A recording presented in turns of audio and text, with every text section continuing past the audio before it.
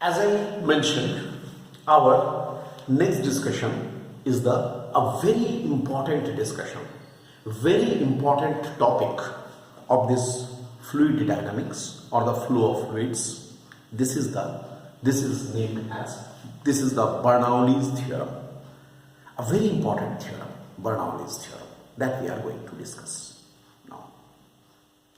What is Bernoulli's theorem?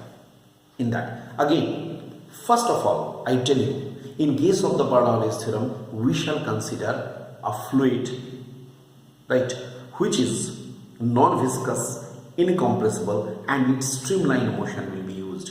The conditions which we have used in the discussion of the equation of continuity. Now, as I told you before also, that if we are considering mainly all these theories in case of the liquids, so incompressible, it is always liquid is incompressible.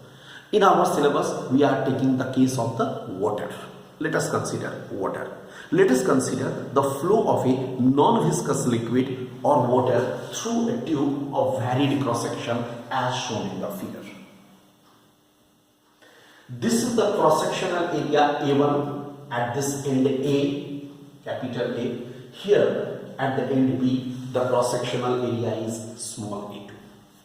P1 is the pressure here, P2 is the pressure on the other side, B side. Here V1 is entering with V1 with the speed V1. Here it is coming out with the speed V2. Okay, and if we consider the axis of the tube, then this is the center of the opening A, this is the center of the opening B. These openings are at the height H1 and H2 respectively from the zero level. Let us say this is the zero level from where all the heights are measured. I hope I am clear. Then what will happen? One thing is very clear. For the flow of liquid from the end A to B, we should have P1 should be greater than P2. That you always be clear about it. I think you know it also that the liquid always flows from the higher pressure side towards the lower pressure side. Higher pressure side is this, lower pressure side is this. It will always be flowing from the higher pressure side towards the lower pressure side. So it is flowing like this. So the liquid, for the flow of the liquid from the end A to B, in order that the liquid is flowing from the end A to B, what should be there? P1 should be greater than P2. Okay? Now see. Suppose the liquid is entering into this. Let us consider, try to follow me. Let us consider a very small section, let us say delta x. Small section of length delta x near the end A. Okay? Then obviously we can consider the cross-sectional area A1 to be uniform over this length delta x. मेरी बात को समझो. And A पर मैंने एक small section of length delta x consider किया. Okay, what will happen? This along this length delta x, the cross-sectional area is considered to be constant. The constancy can be maintained because it's a very small length. Okay, what will happen here? I can write force on A by the liquid. Due to this liquid, how much force will be exerted on it? You will say P1 into A1, pressure into the cross-sectional area. Okay, let the liquid crosses the length delta x during the time Then obviously what will happen? Delta x length को cross कर जा रहा है delta t समय में. Okay, then in delta t time, amount of work done, how much? P1 A1 into delta x. P1 A1 into delta x. This is the amount of work. Then work done per unit time at A. Say W1 is equal to how much? P1 A1 delta x by delta t. Work done per unit. That should be equal to how much? P1 A1 V1. Look at this steps. Look at these steps. Then what we can say? Similarly, work done per unit time at B, that is W2.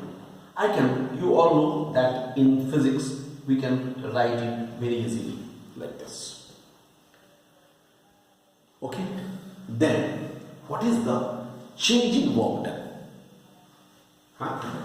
Due to this flow of the liquid, change in work done per unit time due to the flow of liquid. How much? Simply I will write here capital W is equal to W1 minus W2 is equal to P1 A1 V1 minus P2 A2 V2. Look, I can write P1 A1 V1 change in work done. Due to the flow of the liquid, some change in work done must take place. How much it will be? It will be this much. W1 minus W2 is equal to this value. Now, I will write by equation of continuity A1 V1 into rho is equal to A2 V2 into rho minus rate of mass flow. A1 V1 क्या होता है? Rate of volume flow. And ये क्या होता है? Rate of mass flow. This is equal to M. Okay. Say. What is this? Rate of mass flow. Then if I ask you what is the value of, what is M actually here? What is M here? M is the mass of liquid flowing per second. I hope, dear students, all of you are remembering this. A1 V1 is equal to A2 V2 is actually the equation of continuity. Okay, that is equation of continuity. But here we are writing A1 V1 rho. अगर उसको density से multiply कर देंगे तो क्या हो जाएगा? Rate of mass flow. Rate of mass flow का मतलब क्या होता है? मतलब होता है रेट ऑफ मास फ्लो का मतलब होगा mass flowing per unit time. Okay, then we have capital W is equal to P1 here. P1 अच्छा एक मिनट और, just a minute. One more step I write here. That is A1 V1 is equal to A2 V2 is equal to M by rho. We have capital W is equal to P1 M by rho minus P2 M by rho. Let it be like this. Don't take it common and all. Let it be like this. We have, what is this? Change in work done per unit time. in between the two ends of the tube. How much it is? P1 into m by rho minus P2 into m by rho. Now, this change in work done should be equal to, according to the conservation law, you can write, according to conservation law, this change in work done should be equal to, conservation law means conservation law of energy, by the conservation law of energy, okay, this work done per unit time should be equal to the sum of the difference between sum of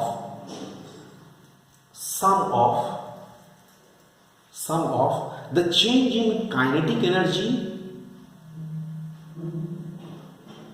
per unit time and the change in potential energy per unit time. That means, I mean to say, by conservation principle of energy, W should be equal to change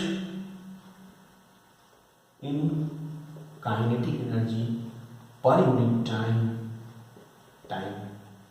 plus change in potential energy per unit time. How much it will be?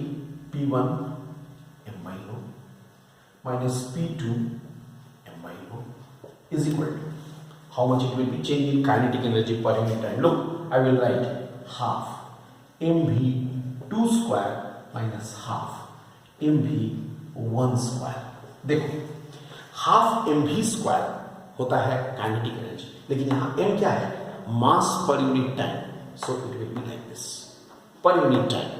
And you can say, why v1 v2 square minus v1 square? Because v2 is greater than v1. This cross sectional area, ये देखो, ये cross sectional area है, according to equation of continuity, cross sectional area अगर ज्यादा होगा तो speed कम होगा. तो कहां पर स्पीड कम होगा? स्पीड कम होगा यहां पर A पर, और स्पीड यहां पर ज्यादा होगा. ठीक है? Definitely v2 is greater than v1. So how much it will be? Plus, I will write mgh2 minus mgh1. Very simple. Here also h2 is greater, h1 is less. Then what will happen? इसको cancel करो, सभी m को तुम cancel कर दो. How much you are getting? P1 by rho plus half v1 square plus gh1 is equal to P2 by rho plus half v2 square plus gh2. Look, this is okay. P1 by rho plus half v1 square plus gh1 is equal to P2 by rho plus half v2 square plus gh2. It means what? It means what? P by rho plus half v square plus gh is equal to constant. And this is the expression for Bernoulli's theorem. This is the expression for Bernoulli's theorem. I will continue it in the next lecture. So this is the Bernoulli's theorem. Hence Bernoulli's theorem is proved. Right?